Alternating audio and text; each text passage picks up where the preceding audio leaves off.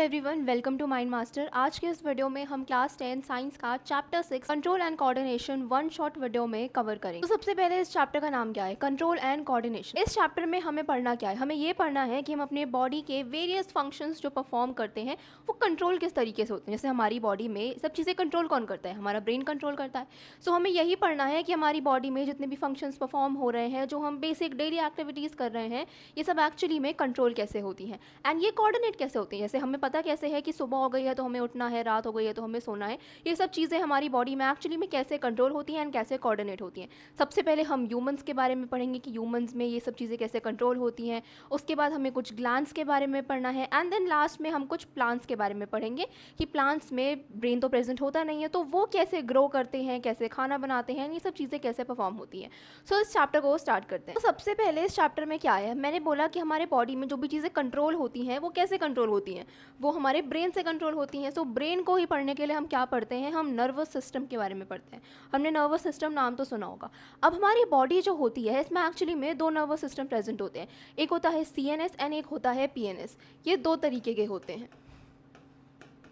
CNS का मतलब होता है central nervous system. Central nervous system में कौन कौन सी चीज़ें आती हैं? एक ब्रेन आता है एंड एक स्पाइनल कॉर्ड आती है। सेकेंड कौन सा होता है? PNS। PNS मतलब पेरिफेरल नर्वस सिस्टम। इसमें क्या चीज़ें आती हैं? इसमें नेटवर्क ऑफ नर्व्स आता है। अगर हम इसे देखते हैं तो हमारे ह्यूमन नर्वस सिस्टम में क्या क्या चीज़ें हैं? दो हमारे सिस्टम प्रेजेंट होते हैं, एक होता है सेंट्रल नर्वस सिस्टम एंड एक होता है peripheral nervous system. Central nervous system में दो चीज़ें आ जाएंगी। कौन सी दो चीज़ें? पहला तो हमारा ब्रेन होता है एंड देन सेकेंड होता है स्पाइनल कॉर्ड। इसके बाद अगर हम PNS की बात करते हैं तो ये होता है पेरिफेरल नर्वस सिस्टम। इसमें क्या प्रेजेंट होता है? इसमें नेटवर्क ऑफ नर्व्स प्रेजेंट होती है। इसमें दो नर्व्स एक्चुअली प्रेजेंट होती हैं, एक होती है हमारी स्पाइनल नर्व्स एंड एक होती है क्रेनियल नर्व्स। क्रेनियल नर्व कौन सी होती हैं? जो हमारे ब्रेन से कनेक्टेड होती हैं। एंड स्पाइनल नर्व्स कौन सी हो जाएंगी? जो हमारे स्पाइनल कॉर्ड से कनेक्टेड होंगी। सो इसमें दो तरीके की नर्व्स आ गई, एक हो गई स्पाइनल एंड एक हो गई क्रेनियल। तो ये हमने नर्वस सिस्टम देख लिया। नर्वस सिस्टम कौन कौन से होता है? एक होता है CNS, एक होता है PNS। सेंट्रल नर्वस सिस्टम का काम क्या होता है? ये मैसेजेस को हमारी ब्रेन और बॉडी में ट्रांसफ़र करता है। जैसे फॉर एग्जांपल हमने कोई चीज़ टच करी है, हमें पता है कि वो चीज़ गर्म है। हमारे ब्रेन को ये बात कैसे पता कि वो चीज़ गर्म है? उस चीज़ से हमें चोट लग सकती है तो हमें तुरंत अपने हाथ को विड्रॉ कर लेना है। सो ये सब जो हमारे सिग्नल्स होते हैं ये कौन ट्रांसफ़र करता है? ये हमारा नर्वस सिस्टम ही ट्रांसफ़र करता है। कौन सा नर्वस सिस्टम ट्रांसफ़र करता है ये हम अभी आगे जा करके पढ़ेंगे। इसके बाद अगर नेक्स्ट चीज़ की बात करें कि हमारा नर्वस सिस्टम जो होता है वो क्या क्या फंक्शंस को परफॉर्म करता है। हमने ये तो देख लिया कि नर्वस सिस्टम में, सेंट्रल नर्वस सिस्टम में क्या क्या चीज़ें प्रेजेंट है। एक तो हमारा ब्रेन प्रेजेंट है एंड सेकंड हमारी स्पाइनल कॉर्ड प्रेजेंट है। अब ये कौन कौन सा फंक्शंस परफॉर्म करता है? बेसिकली क्या फंक्शंस हैं? ये इनवॉलेंटरी एक्शंस को कंट्रोल करता है एंड हमारी बॉडी के रिफ्लेक्स एक्शंस को भी कंट्रोल करता है। अब इसमें दो टर्म्स लिखी हैं, एक लिखा है इनवॉलेंटरी एक्शन एंड एक लिखा है रिफ्लेक्स एक्शंस। अब इसे समझने के लिए हमें ये देखना पड़ेगा कि हमारी बॉडी में जो है एक्शंस जो होते हैं वो कितने टाइप के होते हैं? तीन टाइप के होते हैं। पहला हो जाएगा हमारा वॉलेंट्री एक्शन, फिर हो जाते हैं इनवॉलेंट्री एक्शन एंड थर्ड हो गया हमारा रिफ्लेक्स एक्शंस। अब इसका क्या मतलब होता है? हमारी बॉडी में जो भी एक्शंस हम अपनी मर्जी से परफॉर्म करते हैं, जो हमारे कंट्रोल में होते हैं, उन एक्शंस को हम बोलते हैं voluntary action. So the actions controlled by the will और the consciousness of a person are known as voluntary action. जैसे कि हम चल रहे हैं, हम डांस कर रहे हैं, ये सब क्या है? ये सब हम अपनी मर्जी से कर रहे हैं। सो इन एक्शंस को हम वॉलेंट्री एक्शंस बोलते हैं। लेकिन वहीं अगर हम उन एक्शंस की बात करें तो हमारे कंट्रोल में नहीं होते हैं। अब कौन कौन से एक्शंस हमारे कंट्रोल में नहीं? फॉर एग्जाम्पल हमारे बॉडी में डाइजेशन का प्रोसेस हो रहा है। अब ऐसा तो है नहीं कि हमने आज सोचा कि आज मैं अपने डाइजेशन का प्रोसेस नहीं करूंगा तो वो प्रोसेस रुक जाएगा। नहीं, इनवॉलेंट्री प्रोसेस है, वो हमारे कंट्रोल में नहीं है। सो ऐसे प्रोसेसेस जो हमारे कंट्रोल में नहीं होते, जैसे कि हमारा पंपिंग ऑफ हार्ट, हमने ये सोच लिया कि आज हमारे हार्ट में जो है मैं ब्लड फ्लो नहीं करवाने वाला हूँ, तो ऐसा तो है नहीं कि वो हमारे कंट्रोल में, हम दिल की धड़कनों को रोक दें, ऐसा नहीं होता है। तो इन एक्शंस को हम बोलते हैं इनवॉलेंट्री एक्शंस। जो विदाउट कॉन्शियसनेस या without willingness of a person होते हैं उसे बोलते हैं इनवॉलेंट्री एक्शंस। अब थर्ड होते हैं हमारे रिफ्लेक्स एक्शंस। रिफ्लेक्स एक्शंस कौन से होते हैं? वो एक्शंस जो, ये भी इनवॉलेंट्री एक्शंस हैं, ये हमारे कंट्रोल में नहीं है, लेकिन रिफ्लेक्स एक्शंस का ये एक डिफरेंस है कि वो हम बिना सोचे समझे कर देते हैं। फॉर एग्जाम्पल अगर हमने देखा होगा हमारी आँख के पास कोई चीज़ आती है तो हम सोचते समझते नहीं, हमारी आँखें अपने आप बंद हो जाती हैं। ये क्या है? ये एक रिफ्लेक्स एक्शन है। हमने किसी गर्म चीज़ को छुआ है, अब हमारे बिना सोचे समझे, बिना हमारी विलिंगनेस के वो हाथ हम विड्रॉ कर लेंगे। वो हमारे कंट्रोल में नहीं है कि मैंने गर्म चीज़ को छुआ, मैं पकड़े ही रहूँगा चाहे मुझे जितना भी दर्द हो। नहीं, वो हमारे कंट्रोल में नहीं होता, वो हमारा रिफ्लेक्स एक्शन है। वो एक तरीके से हमारी मेमोरी में फीड हो जाता है कि हम कोई भी गर्म चीज़ को छुएंगे तो हमें हाथ को विड्रॉ करना है। सो इन्हीं एक्शंस को हम रिफ्लेक्स एक्शन बोलते हैं। रिफ्लेक्स एक्शन भी जो वो हैं वो क्या है, वो इनवॉलेंट्री एक्शंस होते हैं, लेकिन एक्चुअली में ये हम बिना सोचे समझे कर रहे होते हैं। तो रिफ्लेक्स एक्शंस क्या होते हैं, it is a sudden involuntary response to a stimuli. अब स्टिमुलाई क्या होता है, स्टिमुलाई बेसिकली वो चीज़ें होती हैं जिनकी वजह से हम रिएक्शन को शो करते हैं। फॉर एग्जाम्पल, हमने किसी गर्म चीज़ को टच करा, तो वो जो गर्म चीज़ है, गर्म चीज़ फॉर एग्जाम्पल हमने कढ़ाई को टच कर लिया, वो कढ़ाई जो है वो स्टिमुलाई होगी। क्यों? क्योंकि उसी कढ़ाई को टच करके हमने अपने हाथ को विड्रॉ करा है। सो वो स्टिमुलाई जो होगा वो क्या होगा, वो कढ़ाई होगा। अब हमारे आंखों के पास कोई पेन आ रहा है, उस पेन के आने की वजह से हमने अपनी आंखों को बंद कर लिया, तो वो पेन क्या होगा, स्टिमुलाई होगा, क्योंकि उसकी वजह से ही हमारी बॉडी में वो रिस्पॉन्स हुआ है। सो स्टिमुलाई क्या होता है, वो कोई भी चीज़ जिसकी वजह से हमारे बॉडी में रिस्पॉन्स जनरेट होता है, उसी को स्टिमुलाई बोलते हैं। इसके एग्जाम्पल में क्या लिखा है, closing of eyes when suddenly something appears. अब हमारे आंखों के सामने कोई चीज़ आएगी, वो हमारी आंखें अपने आप डायरेक्टली बंद हो जाती हैं, हम कोई गर्म चीज़ छूते हैं, हम अपने हाथ को विड्रॉ कर लेते हैं। ये सब चीज़ें क्या होंगी, ये रिफ्लेक्स एक्शंस में। इसके बाद अगर हम नर्वस सिस्टम की बात करते हैं, तो हमारे नर्वस सिस्टम में एक बहुत इंपॉर्टेंट कॉम्पोनेंट होता है जो कि क्या है, न्यूरॉन। न्यूरॉन के बारे में हमने थोड़ा बहुत बेसिक 9th में पढ़ रखा है, पर डिटेल में हम अब पढ़ेंगे कि न्यूरॉन एक्चुअली में होते हैं क्या, इनके फंक्शंस क्या क्या होते हैं। ये न्यूरॉन का डायग्राम होता है कि न्यूरॉन में क्या क्या चीज़ें प्रेजेंट है। सो हम न्यूरॉन के यहाँ बीच में देखेंगे तो इसमें क्या प्रेजेंट होता है, न्यूक्लियस प्रेजेंट होता है। न्यूरॉन का जो ये वाला पार्ट होता है इसे बोलते हैं सेल बॉडी। इसके बाद ये जो टर्मिनल्स प्रेजेंट होते हैं इसको बोलते हैं एक्सॉन। उसके बाद डेंड्राइट्स क्या होते हैं, बेसिकली जो ब्रांच टाइप ऑफ स्ट्रक्चर्स होते हैं इसी को डेंड्राइट्स बोलते हैं। एंड लास्ट में जो होता है ये क्या प्रेजेंट होता है, नर्व एंडिंग प्रेजेंट होता है। एंड इनफैक्ट नर्व एंडिंग के लास्ट में हम देख रहे हैं ये एक स्ट्रक्चर प्रेजेंट है कुछ गोल गोल सा, इसे क्या बोलते हैं, इसे सिनाप्टिक नोड्स बोलते हैं, क्योंकि यही जो होता है ये दूसरे न्यूरॉन से कनेक्ट होता है एंड फिर इसको ट्रांसफर करता है। दूसरे न्यूरॉन से कनेक्ट होता है, कैसे होता है ये सब तो आगे पढ़ना है, पर फिलहाल न्यूरॉन का डायग्राम देख लिया कि उसमें क्या क्या चीज़ें प्रेजेंट होती हैं। न्यूक्लियस प्रेजेंट होता है बीच में, डेंड्राइट्स प्रेजेंट होते हैं, यहाँ पे एक्सॉन प्रेजेंट होता है, एंड लास्ट में नर्व एंडिंग प्रेजेंट होती है। ये डायग्राम इंपॉर्टेंट है, अगर न्यूरॉन के बारे में क्वेश्चन आ जाता है तो ये डायग्राम ड्रॉ करना जरूरी हो जाता है। अब न्यूरॉन में क्या क्या है, the nervous system consist of special nervous cells known as neurons. तो न्यूरॉन्स क्या होते हैं, हमारे ब्रेन के स्पेशल सेल्स होते हैं जिससे हमारी बॉडी में कोई भी इन्फॉर्मेशन या ब्रेन में कोई भी इन्फॉर्मेशन को जो है ट्रांसफर किया जाता है। न्यूरॉन में क्या क्या चीज़ें प्रेजेंट होती हैं, एक होता है सेल बॉडी, एक्सॉन और डेंड्राइट्स, ये 3 चीज़ें प्रेजेंट होती हैं। हमें देखना है कि न्यूरॉन के कंपोनेंट्स क्या क्या होते हैं। सबसे पहला कंपोनेंट क्या है, सेल बॉडी। सेल बॉडी का काम क्या होता है कि वो स्टोर करता है सेल के जो भी ऑर्गेनल्स होते हैं उसे। उसमें किसका सिंथेसिस होता है, प्रोटीन एंड लिपिड्स का सिंथेसिस जो होता है वो भी हमारे सेल बॉडी के अंदर ही होता है। इसके बाद नेक्स्ट कौन सा हमारा कंपोनेंट हो जाएगा, वो होता है एक्सॉन। एक्सॉन का काम क्या होता है कि वो ट्रांसमिशन ऑफ इन्फॉर्मेशन का काम करता है, यानी कि न्यूरॉन से मसल, मसल से न्यूरॉन, ये जो इन्फॉर्मेशन को ट्रांसफ़र करना होता है, ये जो हमारा ब्रेन हमारी मसल को सिग्नल देता है कि हमें हाथ को विड्रॉ करना है या फिर हमारी आंखों को बंद करना है, ये सिग्नल कौन भेजता है, ये एक्सॉन का काम होता है। इसके बाद नेक्स्ट कौन सी चीज़ हो जाएगी, डेंड्राइट्स। डेंड्राइट्स क्या होते हैं, वो स्ट्रक्चर होते हैं जो कि इलेक्ट्रिकल इम्पल्सेस को हमारी बॉडी में ट्रांसफ़र करते हैं। अब ये इलेक्ट्रिकल इम्पल्स, केमिकल इम्पल्स, ये सब जो टर्म्स है ना ये अभी समझ नहीं आएंगे, जब हम रिफ्लेक्स एक्शन को डिटेल में पढ़ेंगे तब समझ में आएंगी।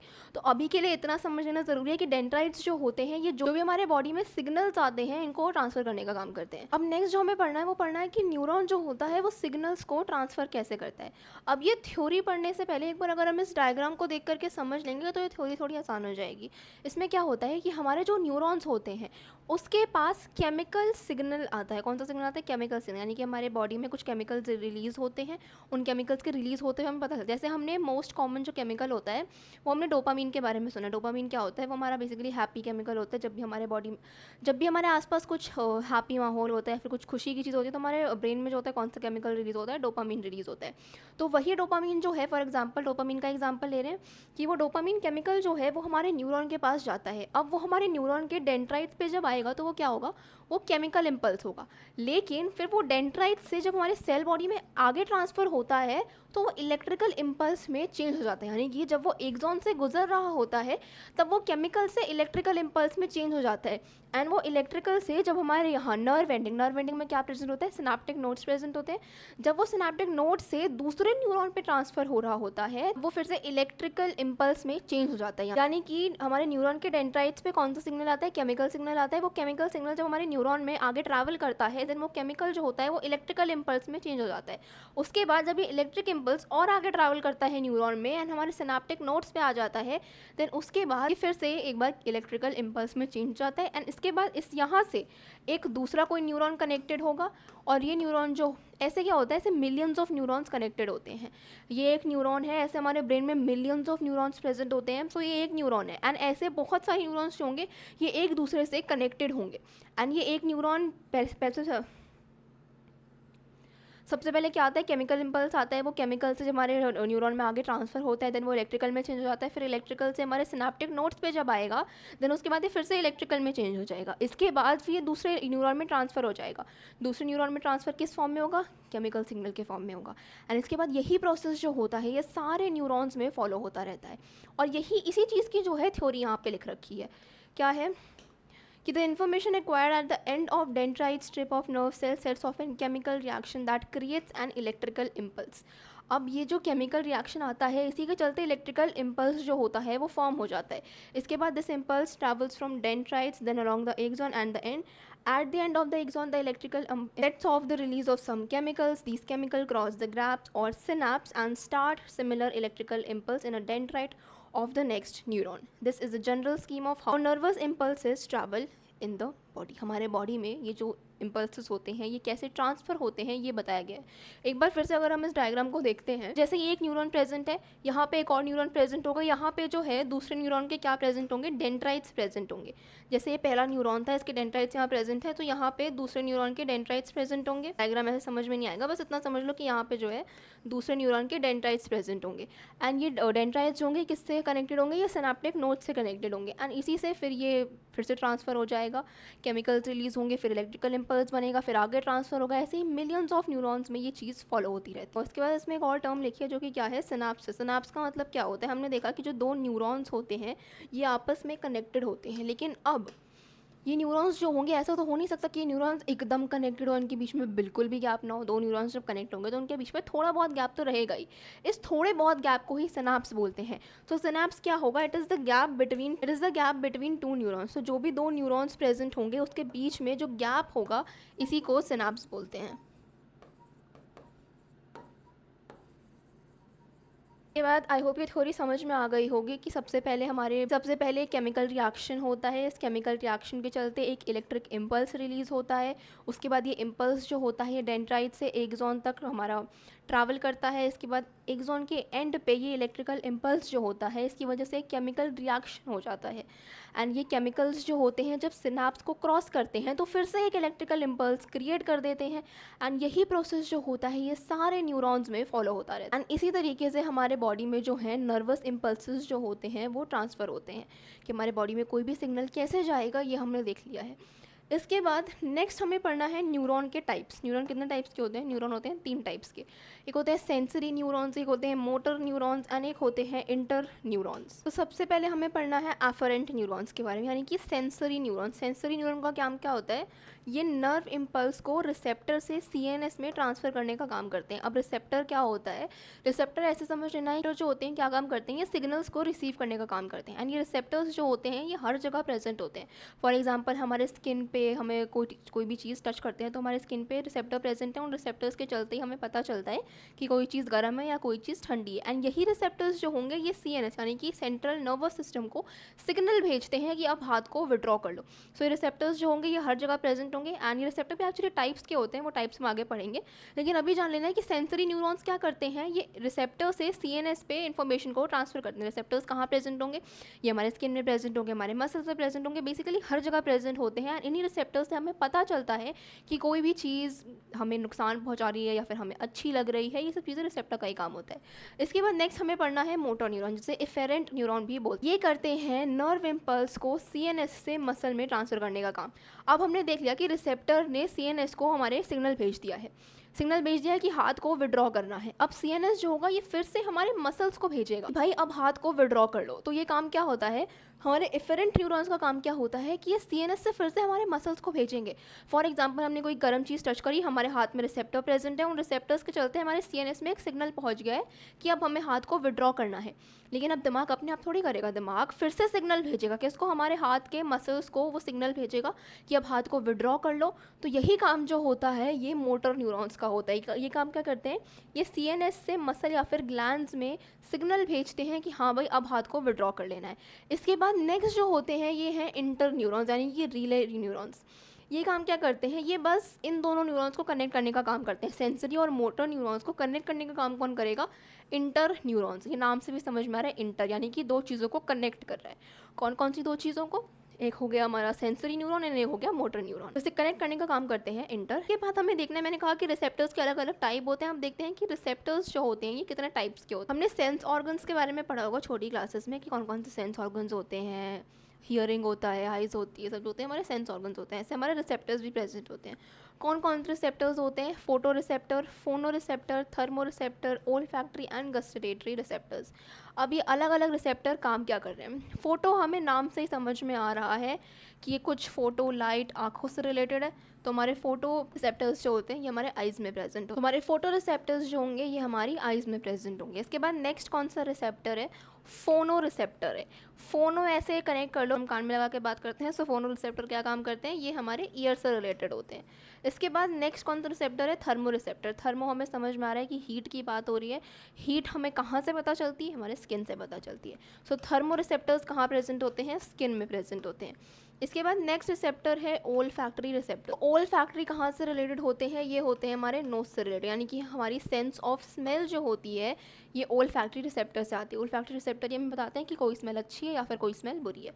इसके बाद लास्ट जो होती है ये होती है गस्टेटरी रिसेप्टर्स। ये कहाँ प्रेजेंट होते हैं, अब हमने देख लिया यहाँ पे कितने हो गए, आइज़ हो गया, ईयर हो गया, स्किन हो गया, नोज़ हो गया। अब कौन सा रिसेप्टर बच रहा है, एक ही बच रहा है, टेस्ट वाला रिसेप्टर। सो गस्टेटरी रिसेप्टर क्या करते हैं, हमारे टेस्ट को बताते हैं।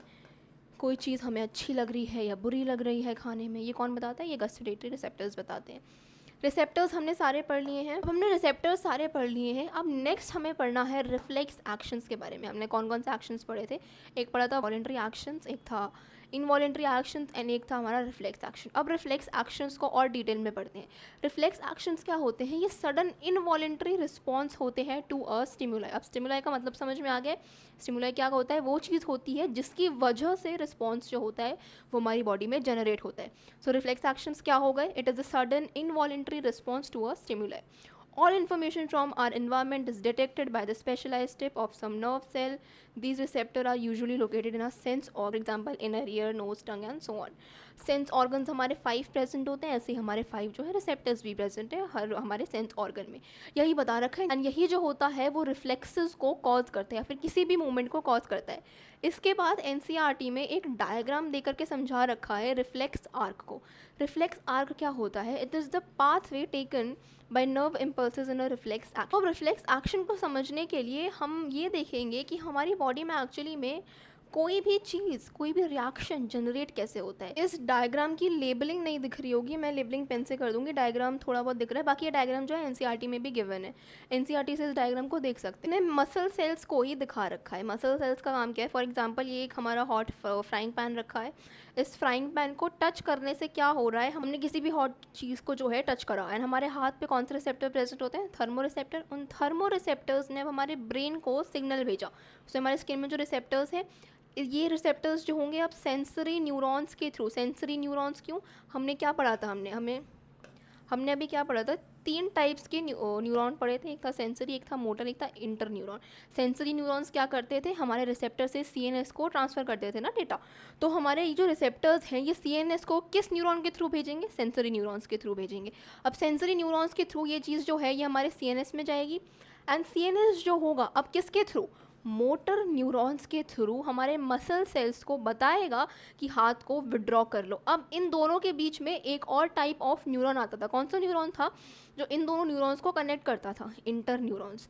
सो यहाँ पे अगर हम इस डायग्राम को देखते हैं तो इन दोनों के बीच में एक और न्यूरॉन दिखा रखा है, जो न्यूरॉन कौन सा है, ये है रिले न्यूरॉन या फिर इंटर न्यूरॉन। ये इंटर न्यूरॉन कहाँ प्रेजेंट होते हैं, ये इंटर न्यूरॉन का काम क्या होता है, ये सेंसरी हमारा न्यूरॉन प्रेजेंट है एंड ये दूसरा जो एरो नीचे आ रही है ये है मोटर न्यूरॉन की। तो इन दोनों के बीच में जो कनेक्शन का काम है ये इंटर न्यूरॉन कर रहा है एंड ये मैसेज जो है ये कहाँ जाता है, ये हमारे सीएनएस में जाता है एंड सीएनएस वापस से सिग्नल भेजता है मोटर न्यूरॉन्स के थ्रू एंड फिर हमारी मसल्स को पता चलता है कि हमें विड्रॉ कर लेना। अब इसमें एक और टर्म लिखी हुई है जो कि है इफेक्टर।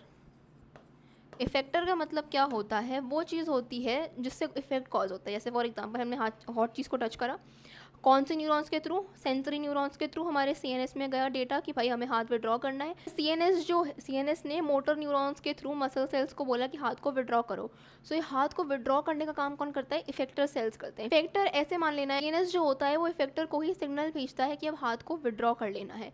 एंड यही पूरा रिफ्लेक्स आर्क होता है कि कैसे कौन से न्यूरॉन से हमारी चीज़ ट्रांसफ़र होती है, कौन सी न्यूरॉन के थ्रू आगे बढ़ती है, एंड किस तरीके से ये पूरा आर्क हमारा फॉलो। एक बार जो है इस रिफ्लेक्स आर्क को एक डायग्राम के थ्रू समझने की कोशिश करते हैं कि इसमें कौन सा पाथवे फॉलो होता है। तो सबसे पहले कहाँ से स्टार्ट होता है कोई भी हमारे बॉडी में रिफ्लेक्स एक्शन? सबसे पहले क्या आता है? सबसे पहले स्टिमुलाई आता है।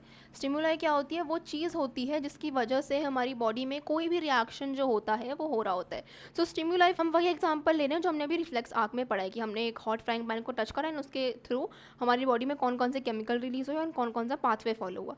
सो स्टिमुलाई हमारा क्या हो जाएगा? हीट हो जाएगा। अब हमने हीट को टच करा, इसके बाद नेक्स्ट कौन सा स्टेप फॉलो हो रहा था? इसके बाद हमारे हाथ में जो थर्मो रिसेप्टर्स प्रेजेंट थे वो सिग्नल भेज रहे होते थे। तो इसमें नेक्स्ट स्टेप क्या होगा? रिसेप्टर। यानी कि हमारे स्टिमुलाई से नेक्स्ट चीज़ जो पाथवे वो फॉलो होगा वो होगा रिसेप्टर्स। रिसेप्टर्स कौन से प्रेजेंट होते हैं? थर्मो रिसेप्टर प्रेजेंट होते हैं। एंड रिसेप्टर्स कहाँ प्रेजेंट होंगे? स्किन में प्रेजेंट होंगे।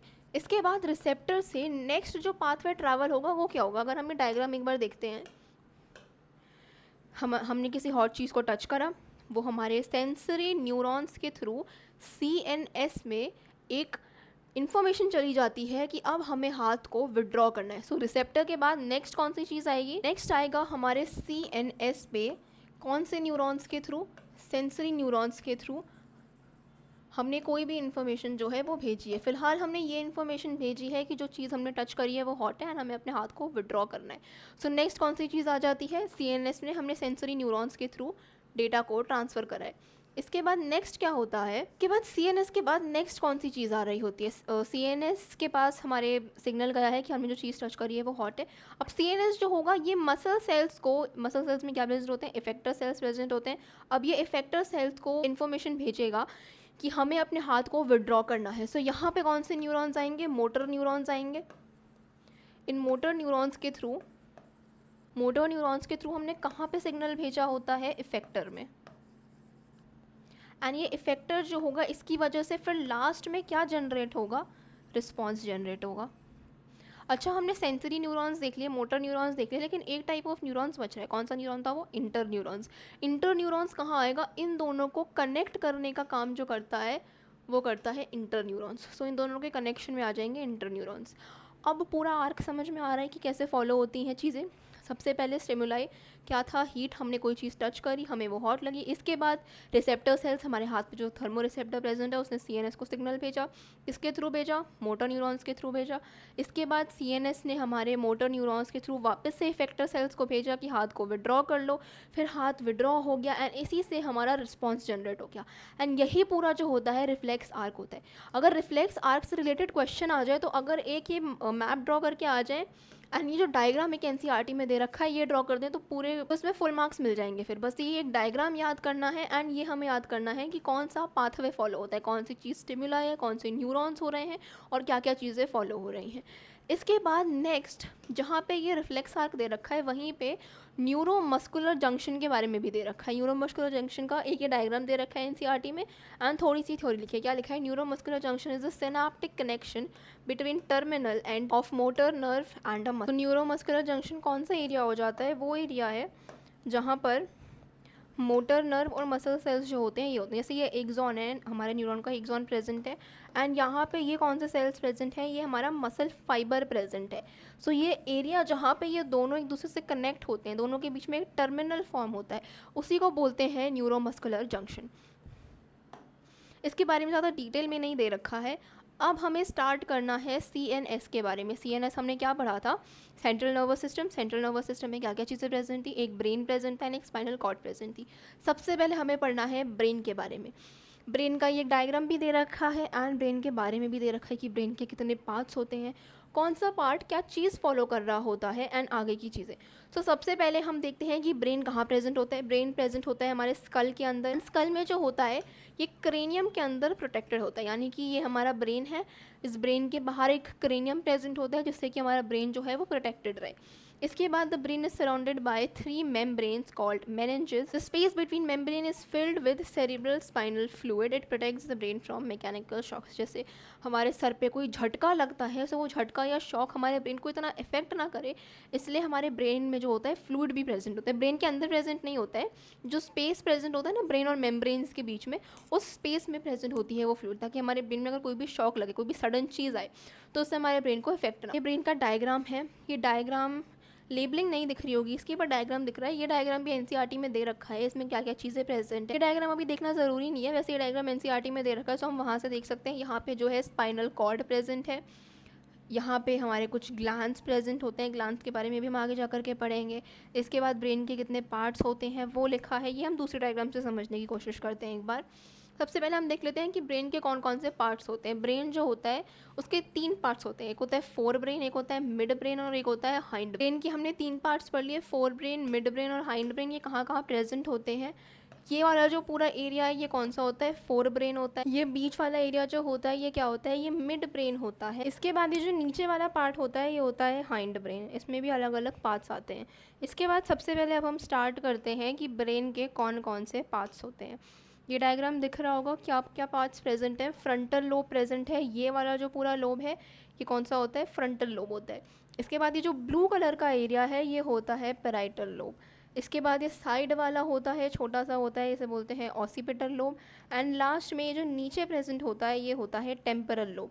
इसके बाद ये कौन सी कॉर्ड है, स्पाइनल कॉर्ड प्रेजेंट है. एंड यहाँ पे हाइपोथैलेमस एंड ये सब जो होती है ग्लैंड्स प्रेजेंट होती हैं. फोर ब्रेन के बारे में हम पढ़ रहे हैं. फोर ब्रेन का सबसे लार्जेस्ट पार्ट, ये एक इंपॉर्टेंट क्वेश्चन है. फोर ब्रेन का सबसे लार्जेस्ट पार्ट क्या होता है, सेरिब्रम होता है. फोर ब्रेन में और क्या क्या चीज़ें प्रेजेंट होती हैं, थैलेमस प्रेजेंट होता है और हाइपोथैलेमस प्रेजेंट होता है. ये चीज़ें हाइपोथैलेमस और थैलेमस कहाँ कहाँ प्रेजेंट था ये हमने ऊपर वाले डायग्राम में देखा है. हाइपोथैलेमस कहाँ प्रेजेंट होता है, ये वाला जो पार्ट है इसे हाइपोथैलेमस कहते हैं. ये दिख रहा होगा, ये जो रेड वाला एरिया है ये हाइपोथैलेमस प्रेजेंट है. एंड नीचे ये जो एक टीयर ड्रॉप शेप में प्रेजेंट है, ऐसे करके एनसीईआरटी में जो डायग्राम है उसमें दे रखा है. फिलहाल अब है हमें जो है फोर ब्रेन में क्या क्या पढ़ना है. एक हो गया सेरिब्रम जो कि लार्जेस्ट पार्ट होता है फोर ब्रेन का. इसके बाद देखना है थैलेमस और हाइपोथैलेमस. अब इसके बारे में डिटेल में पढ़ते हैं कि हाइपोथैलेमस क्या होता है. हाइपोथैलेमस कहाँ प्रेजेंट होता है, it is present in the base of cerebrum. ये हमने अभी देख लिया है डायग्राम में हाइपोथैलेमस कहाँ प्रेजेंट है. ये रेड वाला एरिया जो प्रेजेंट है ये क्या है, हाइपोथैलेमस है.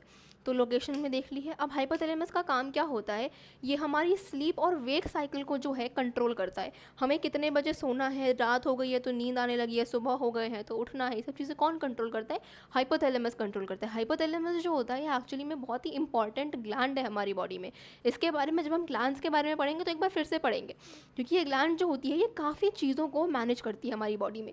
सो ये बेसिकली क्या करती है, sleep cycle and wake cycle को कंट्रोल करती है, हंगर को कंट्रोल करती है, और हमारे बॉडी में बहुत सारे हार्मोन्स जो होते हैं ये हाइपोथैलेमस से रिलीज़ करता है. सो हाइपोथैलेमस के बारे में पढ़ लिया कहाँ प्रेजेंट होता है, ये क्या क्या चीज़ें परफॉर्म करता है.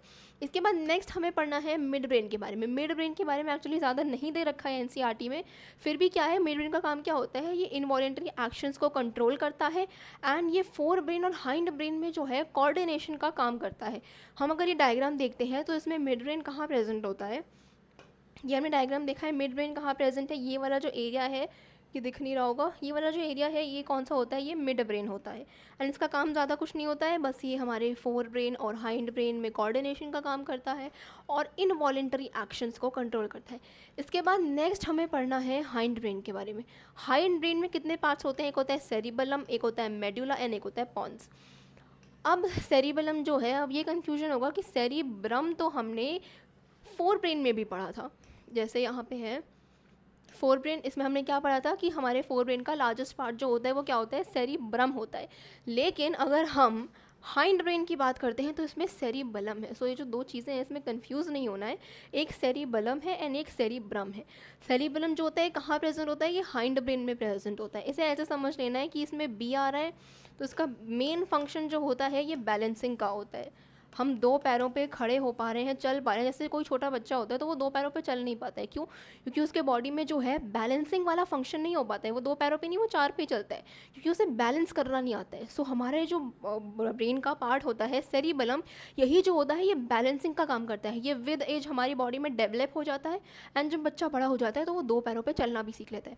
तो इसे ऐसे रिलेट करना है कि इसमें बी प्रेजेंट है तो ये बैलेंसिंग का काम करता है, हम 2 पैर पे खड़े होकर चल पा रहे हैं, ये बैलेंसिंग जो होती है बॉडी की, ये सेरिबेलम का काम होता है। इसके बाद नेक्स्ट है मेड्यूला एंड पॉन्स। अब सबसे पहले सेरिबेलम के बारे में पढ़ लेते हैं कि क्या काम करता है। ये हमारे बॉडी में अब ये हमारा ध्यान रखना ज़रूरी है जब भी मैं बात कर रही हूँ कि कौन सा चीज़ जो है हमारे ब्रेन का, कौन सा पार्ट जो है वो वॉलेंटरी एक्शन को कंट्रोल कर रहा है एंड कौन सा इनवॉलेंटरी को कंट्रोल कर रहा है। सो ये चीज़ें जो है याद रखने वाली हैं। जैसे हमने पढ़ा था, जैसे हमने मिड ब्रेन में पढ़ा था कि मिड ब्रेन जो होता है वो इनवॉलेंटरी एक्शन को कंट्रोल कर रहा है। वहीं अगर हम सेरिबेलम की बात करते हैं जो कि हाइंड ब्रेन में प्रेजेंट होता है, तो ये क्या करता है, ये वॉलेंटरी एक्शंस को कंट्रोल करता है। यानी क्या करता है, ये मोटर फंक्शंस का भी काम करता है, पोस्चर एंड बैलेंस को कंट्रोल करता है। सो इसमें ऐसे हमने रिलेट कर लिया कि ये सेरिबेलम क्या काम करता है, बैलेंसिंग का काम करता है। एंड कौन कौन से एक्शंस को कंट्रोल करता है, वॉलेंटरी एक्शंस को। इसके बाद नेक्स्ट हमें क्या पढ़ना है, मेड्यूला के बारे में पढ़ना है। मेड्यूला कहाँ प्रेजेंट होता है, it is present at the base of brain. Medulla क्या करता है, मेड्यूला को हम ब्रेन स्टेम नाम से भी जानते हैं। जैसे एमसीक्यू में क्वेश्चन आ सकता है कि ब्रेन स्टेम जो होता है वो किस पार्ट को कहते हैं, सो किसको कहते हैं, मेडुला को कहते हैं। इसके बाद मेडुला क्या करता है, इनवॉलेंटरी एक्शंस को कंट्रोल करता है। मेडुला कहाँ प्रेजेंट होता है, बेसिकली ये वाला जो पूरा एरिया है इसमें पॉन्स भी प्रेजेंट है, मेडुला भी प्रेजेंट है और सेरिबेलम भी प्रेजेंट है। सो अगर इस डायग्राम को देखेंगे सो इसी एरिया में प्रेजेंट होता है। इसके बाद नेक्स्ट हमें देखना है पॉन्स का काम क्या होता है। इसके बारे में ज़्यादा नहीं दे रखा है, बस ये दे रखा है कि ये इनवॉलेंटरी एक्शंस को कंट्रोल करता है एंड रेस्पिरेशन को कंट्रोल करता है। इसके ज़्यादा फंक्शंस नहीं दे रखे हैं।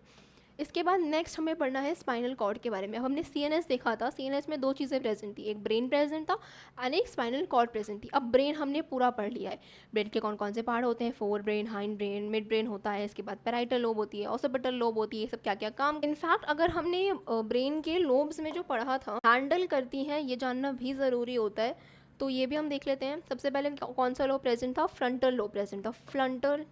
फ्रंटल लोब क्या चीज़ें हैंडल करता है, लर्निंग वाला चीज़ें हैंडल करता है। एक फंक्शन याद कर लेंगे तो ठीक रहेगा। फ्रंटल लोब क्या करता है, लर्निंग का। जैसे अभी हम पढ़ रहे हैं तो हमारे ब्रेन का कौन सा पार्ट यूज़ हो रहा होगा, फ्रंटल लोब यूज़ हो रहा होगा, क्योंकि यही जो होता है ये लर्निंग का काम करता है। कोई भी हम नई चीज़ पढ़ते हैं तो उसमें हमारा ब्रेन का फ्रंटल लोब ही यूज़ हो, तो जो भी लर्निंग वगैरह का काम हो गया या फिर मेमोरी याद करने का काम हो गया, ये सब कौन सा लोब करता है, फ्रंटल लोब करता है। इसके बाद नेक्स्ट कौन सी लोब होती है, पैराइटल लोब होती है। पैराइटल लोब का काम क्या होता है, ये सेंस ऑफ पेन हमें बताती है। सेंस ऑफ पेन कैसे, हमने कोई for example hot cheese touch करी है तो हमें पता है कि वो हॉट चीज़ जो है वो हमें दर्द देगी, तो ये सेंस ऑफ पेन या फिर सेंस ऑफ टेम्परेचर जो होता है ये कौन सा लोब हैंडल करता है, ये पैराइटल लोब हैंडल करता है। इसके बाद नेक्स्ट कौन सा आता है, टेम्पोरल लोब आता है। टेम्पोरल लोब क्या काम करता है, टेम्पोरल लोब जो होगा ये हियरिंग में भी काम करेगा। एंड इसके बाद सेंस ऑफ स्मेल जो होती है वो भी टेम्पोरल लोब ही हैंडल करता है। ये 2 फंक्शंस हो जाएंगे टेम्पोरल लोब के। इसके बाद नेक्स्ट जो होता है ऑसिपिटल लोब। ऑसिपिटल लोब का काम क्या होता है, हमारी आइज़ में जो भी चीज़ें आती हैं, जो भी इमेज फॉर्मेशन वगैरह का काम होता है, तो फॉर एग्जांपल हमारे आइज़ का जो भी काम होता है, इमेज जो भी होती है, ये सब चीज़ें जो होती हैं ये ऑसिपिटल लोब करती है। तो हमारे आइज़ से जो भी सिग्नल वगैरह आते हैं और जो भी हमारा विजुअल चीज़ें होती हैं वो कौन सा लोब हैंडल करता है, ये ऑसिपिटल लोब हैंडल करता है। ये जानना ज़रूरी है कि कौन सा लोब कौन सा फंक्शन परफॉर्म करता है, इसलिए इसे याद रखें कि फ्रंटल, पैराइटल, ऑसिपिटल, टेम्पोरल, ये सब लोब जो हैं ये किन किन चीज़ों में इन्वॉल्व होते हैं। अब हमने ये देख लिया है, अब हम आगे क्या पढ़ने वाले थे, स्पाइनल कॉर्ड पढ़ने वाले। अब हमें पढ़ना है स्पाइनल कॉर्ड के बारे में। स्पाइनल कॉर्ड क्या होती है, ये एक सिलेंड्रिकल स्ट्रक्चर होता है जो कि हमारे वर्टिब्रल कॉलम से जो होता है प्रोटेक्टेड होता है। इसमें 31 पेयर्स ऑफ नर्व्स भी प्रेजेंट होती है। डायग्राम में लेबलिंग भी दिख रही है, तो ये जानना ज़रूरी नहीं है वैसे 10th क्लास के लेवल पे कि कौन कौन सी चीज़ें कहाँ का प्रेजेंट होती हैं। जैसे ऊपर की जो 8 होती हैं इन्हें सर्वाइकल बोलते हैं। इसके बाद नीचे 1 to हमारी 12 जो होती हैं वो थोरासिक होती हैं, थोराइक होती हैं।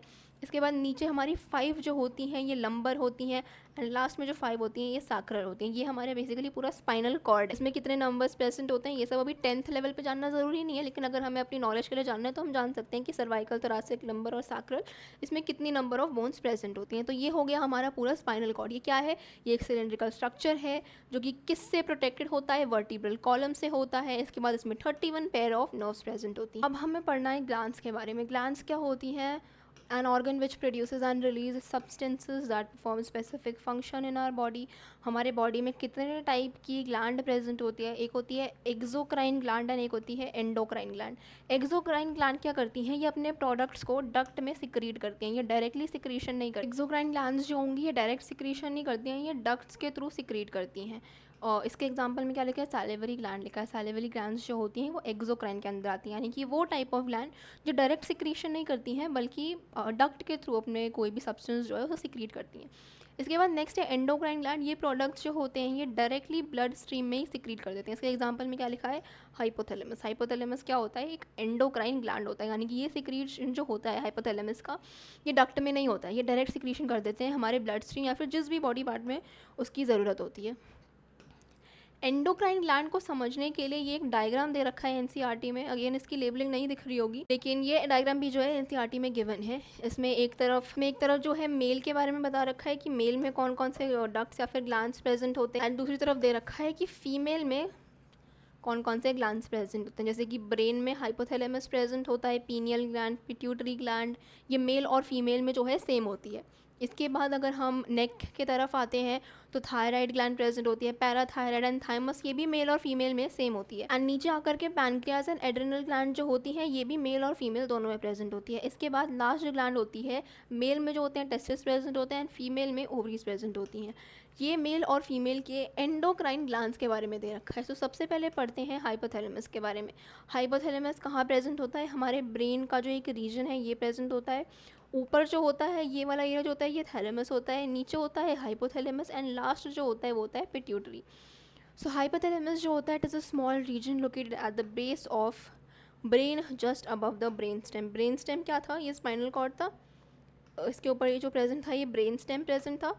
सो इसी ब्रेन स्टेम के एकदम ऊपर जो होता है ये हाइपोथैलेमस प्रेजेंट होता है। तो ये क्रिटिकल फंक्शंस परफॉर्म करता है, जैसे कि हार्मोन्स को मेंटेन करना, रेगुलेट करना, ब्लड प्रेशर रेगुलेट करना, टेम्परेचर, स्लीप, मूड, हंगर, ये सब काम जो होता है ये हाइपोथैलेमस ही करता है। हमने देखा था कि हाइपोथैलेमस जो होता है ये स्लीपिंग एंड वेक साइकिल को कंट्रोल करता है, हंगर को कंट्रोल करता है। ऐसे ही हमारी बॉडी में जो भी टेम्परेचर कंट्रोल होता है, ब्लड प्रेशर कंट्रोल होता है, ये सब काम कौन करता है? हाइपोथैलेमस करता है। ये हमारे ब्रेन के इस एरिया में प्रेजेंट होता है। हाइपोथैलेमस के बारे में बाद नेक्स्ट दे रखा है पिट्यूटरी ग्लैंड। पिट्यूटरी ग्लैंड को मास्टर ग्लैंड भी कहते हैं। अगेन ये एक इंपॉर्टेंट क्वेश्चन है कि which gland is known as the master gland. कौन सी ग्लैंड होती है? पिट्यूटरी ग्लैंड होती है। इसमें क्या होते हैं? ग्रोथ हार्मोन्स सिक्रीट होते हैं। अब हमारी हाइट कितनी होगी, कितनी तक बढ़ेगी, ये सब कौन हैंडल करेगा? पिट्यूटरी ग्लैंड करेंगी। तो बाहर से हम ओरली जितने भी हार्मोन्स या फिर ये सब चीज़ें ले लें उससे कोई फ़र्क नहीं पड़ता, क्योंकि जब तक पिट्यूटरी जो होती है पिट्यूटरी ग्लैंड ये ग्रोथ हार्मोन को सिक्रीट नहीं करेगी तब तक हाइट नहीं बढ़ने वाली है। सो बाहर से हम जितने भी केमिकल्स वगैरह ले लें वो आर्टिफिशियली उतनी हेल्प नहीं कर पाएंगे जितना अगर हम नेचुरली पिट्यूटरी ग्लैंड जो होती है उतना सिक्रीट करके हमारी हाइट को बढ़ा सकती है। अब पिट्यूटरी ग्लैंड जो होती है वो जिन लोगों में ज़्यादा रिलीज़ कर देती है, जो भी सिक्रीशन होता है जिन लोगों में ज़्यादा हो जाता है उन लोगों की हाइट जो होती है वो ज़्यादा निकल जाएगी, एंड जिन लोगों में कम रिलीज़ होगा उनकी हाइट जो होगी वो कम होगी। तो हमारी हाइट को कंट्रोल करने के लिए कौन सी ग्लैंड होती है? पिट्यूटरी ग्लैंड होती है। और ये कहाँ प्रेजेंट होगी? हमारे ब्रेन में हाइपोथैलेमस के नीचे प्रेजेंट होती है। सो अब हमने पिट्यूटरी ग्लैंड के बारे में पढ़ लिया है। अब जो नेक्स्ट ग्लैंड हमें पढ़नी है वो है थायराइड ग्लैंड। हम ऊपर से नीचे आ रहे हैं, जैसे ये डायग्राम हमने देखा था इसमें सबसे ऊपर कौन सी ग्लैंड प्रेजेंट थी? पहले हाइपोथैलेमस था, उसके बाद पिट्यूटरी थी, उसके बाद अगर हम थ्रोट में आते हैं तो थ्रोट में कौन सी ग्लैंड प्रेजेंट होती है? थायराइड ग्लैंड प्रेजेंट होती है। तो अब हमें थायराइड ग्लैंड के बारे में पढ़ना है। थायराइड ग्लैंड कहाँ होती है? It is attached to our windpipe in our throat. Throat में हमारा जो विंड पाइप होता है उसमें हमारी थायराइड ग्लैंड प्रेजेंट होती है। ये डायग्राम दिख रहा होगा, इसमें जो पर्पल कलर का एरिया है यही जो होता है ये थायराइड ग्लैंड होता है। थायराइड हमारा कहाँ प्रेजेंट होता है? नेक में प्रेजेंट होता है। थायराइड कौन से हार्मोन को रिलीज़ करता है ये जानना जरूरी। कौन सा हार्मोन होता है? थायरॉक्सिन नाम का एक हार्मोन होता है, वो कौन रिलीज़ करता है? थायराइड रिलीज़ करता है। इसके बाद the function of thyroxine is to control the rate of metabolism, यानी कि हमारा जो मेटाबॉलिज्म का रेट होता है, कार्बोहाइड्रेट, फैट, प्रोटीन, ये सब जो हमारी बॉडी में होते हैं इसका जो कंट्रोल होता है वो कौन करता है? थायराइड ग्लैंड करती है। थायराइड हमने देखा होगा कि कुछ लोगों का जो होता है गला वो बहुत ज़्यादा फूल जाता है, वो किस वजह से होता है? क्योंकि थायराइड ग्लैंड जो होती है वो एक्सेसिवली बड़ी हो जाती है। तो जिन भी लोगों का गले में ज़्यादा वेट प्रेजेंट होता है ना, मोस्टली केसेस में ऐसा होता है कि उन्हें थायराइड हो जाता है। थायराइड में क्या होता है कि हमारी ये जो ग्लैंड होती है ये एक्सेसिवली जो होती है स्वेलअप हो जाती है। तो स्वेलअप होने की वजह से ही जो हमारा थ्रोट होता है वो बड़ा भी अपीयर होने लगता है। इसके बाद थायराइड के बाद नेक्स्ट जो होती है पैराथायराइड। पैराथायराइड क्या सिक्रीट करती है? ये पैराथायराइड हार्मोन को सिक्रीट करती है। इसका काम क्या होता है? ये कैल्शियम और फॉस्फेट लेवल को कंट्रोल करती है हमारे बॉडी के। सबसे पहले हमने क्या देखा? कार्बोहाइड्रेट, फैट, प्रोटीन वाला जो काम था वो तो थायराइड ग्लैंड कर रही थी। इसके बाद थायराइड के बाद जो नेक्स्ट ग्लैंड आती है, जो हमने इस वाले डायग्राम में देखा था, वो कौन सी थी? Parathyroid gland. And parathyroid gland क्या करती है? ये हमारे बॉडी में कैल्शियम एंड फॉस्फेट लेवल को कंट्रोल करती है। जैसे ये वाली ग्लैंड जो थी, ये थायराइड ग्लैंड थी। ये एनसीईआरटी में डायग्राम दे रखा है, वहाँ देख सकते हैं। ये वाली ग्लैंड जो है ये थायराइड ग्लैंड है। इसके साइड में ही जो है वो पैराथायराइड ग्लैंड भी प्रेजेंट है। एंड लास्ट में नीचे जो प्रेजेंट होती है उसे बोलते हैं थाइमस। थाइमस ग्लैंड का काम क्या होता है? ये कहाँ प्रेजेंट होती है? ये हमारे लोअर एंड ऑफ नेक में प्रेजेंट होती है। तो हमारे नेक में जो ये येलो वाला एरिया दिख रहा है, ये कौन सा होता है? ये थायराइड ग्लैंड होता है। सॉरी, ये होती है थाइमस हमारी बॉडी में। इसके बाद थाइमस के ऊपर अगर हम थ्रोट में देखेंगे तो यहाँ कौन सी प्रेजेंट होती है? यहाँ थायराइड प्रेजेंट होती है। इसके बाद नीचे आकर के ये हमारी लंग्स हो जाएंगी। सो ऊपर जो होगा थायराइड प्रेजेंट होगा, नीचे एंड ऑफ द नेक पे कौन सी प्रेजेंट होगी? थाइमस प्रेजेंट होगी। थाइमस क्या करती है? ये थाइमस हार्मोन को सिक्रीट करती है और ये हमारे इम्यून सिस्टम को स्ट्रॉन्ग बनाने में या फिर इम्यून सिस्टम का जो भी कंट्रोल वगैरह का काम होता है, ये काम करती है हमारी थाइमस ग्लैंड, और ये प्रेजेंट होती है हमारे एंड ऑफ नेक पे। इसके बाद नेक्स्ट हमें जो पढ़ना है वो है पैनक्रियास। पैनक्रियास कहाँ प्रेजेंट होता है? वो हमारे स्टमक के एरिया में प्रेजेंट होता है, स्टमक के नीचे प्रेजेंट होता है। सो ये जो रेड कलर का दिख रहा है, ये कौन सा होता है? ये होता है पैनक्रियास। पैनक्रियास का काम क्या होता है? अब इसमें ना एक इंपॉर्टेंट क्वेश्चन बन जाता है कि पैनक्रियास जो होती है, ऐसे क्वेश्चन आ जाएगा कि ऐसी कौन सी ग्लैंड होती है which is both endocrine and exocrine. So हमारी पैनक्रियास को ही हम ड्यूअल फंक्शन के नाम से जानते हैं, क्योंकि पैनक्रियास जो होती है ये एंडोक्राइन ग्लैंड भी होती है और एक्सोक्राइन ग्लैंड भी होती है। यानी कि ये अपना सिक्रीशन जो है ये डक्ट्स में भी करती है और बिना डक्ट के डायरेक्टली सिक्रीशन भी करती है। सो ये क्वेश्चन एक इंपॉर्टेंट बन जाता है यहाँ से कि which gland is both known as endocrine and exocrine, तो कौन सी होती है? पैनक्रियास। अब ये कैसे एंडोक्राइन एंड एक्सोक्राइन बनती है? एक्सोक्राइन ग्लैंड इसलिए होती है क्योंकि ये पैनक्रियाटिक जूस सिक्रीट करती है। ये हमने लाइफ प्रोसेसेस में पढ़ा है।